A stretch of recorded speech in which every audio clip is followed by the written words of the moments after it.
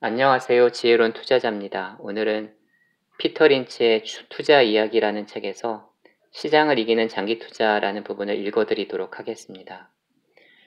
주식 투자를 성공적으로 하기 위해 수학에 능통할 필요는 없다. 기초적인 회계를 공부하면 도움이 되겠지만 그렇다고 회계사가 돼야 한다는 뜻은 아니다. 멘사클럽 회원일 필요도 없다. 5학년 정도의 수학 실력에 책을 읽을 수 있다면 투자를 위한 기본은 갖추었다고 볼 수 있다. 이후에 필요한 것은 계획이다.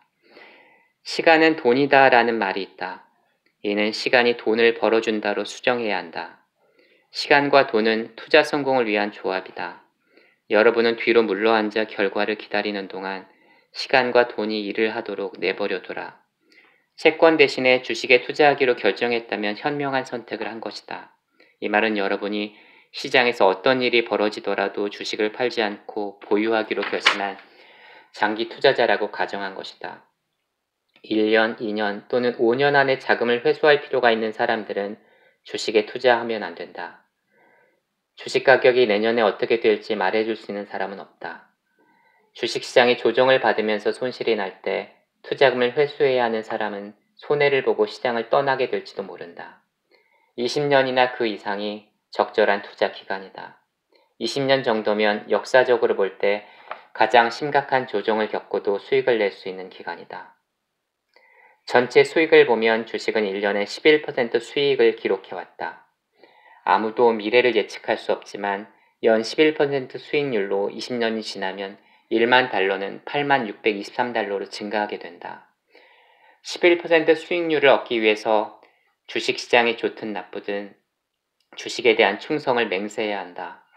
당신의 돈과 주식이 결혼한 것과 마찬가지다. 어떤 회사 주식이 좋은지 분석하는 업무에는 탁월한 능력이 빛을 발한다.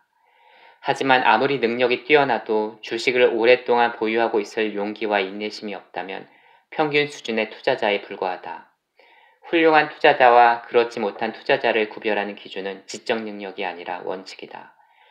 무슨 일이 있어도 주식을 팔지 말고 보유하며 이런저런 충고를 알려주는 똑똑한 충고를 무시하면서 멍청한 당나귀처럼 행동하라. 이것이 프레드 슈위드가 이미 50년 전에 고객의 요트는 어디 있는가 라는 책에서 투자자에게 한 충고이다. 그리고 그 충고는 현재에도 유효하다.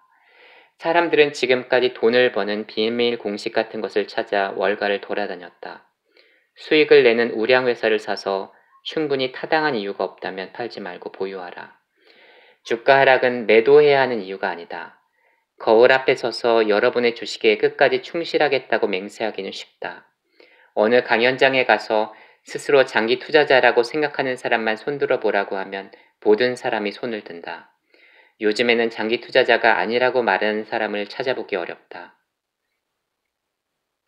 하지만 장기 투자자는 주식 가격이 크게 떨어질 때 알 수 있다. 어느 누구도 하락장이 언제 올지 정확하게 예측할 수 없다. 그러나 하락장세가 시작되면 10개 종목 가운데 9개 종목의 주가가 거의 동시에 떨어지고 많은 투자자가 손해를 볼까 두려워하게 된다. 투자자는 뉴스 진행자가 재앙이나 재난이라는 용어를 사용해 가면서 시장 상황을 설명하는 말을 듣게 된다. 주식 가격이 0으로 하락해 투자금을 모두 날릴지 모른다고 걱정한다. 투자자는 남은 돈이나마 건지기 위해 손해를 감수하고 낮은 가격에 주식을 팔아치운다. 그러면서 모든 것을 잃어버리는 것보다는 조금이라도 손해를 줄이는 것이 좋다고 스스로 위안한다. 스스로 장기 투자자라고 주장하지만 이 시점에서 모두 단기 투자자로 돌변한다. 감성이 이성을 지배하면서 우량회사의 주주가 되어야겠다는 처음 결심을 잊게 된다. 투자자는 주가가 하락하면서 겁에 질려 주가가 회복되기를 기다리지 못하고 낮은 가격이라도 팔아치운다. 아무도 주식을 팔라고 압력을 행사하지 않았지만 투자자는 스스로 손해를 자처한다.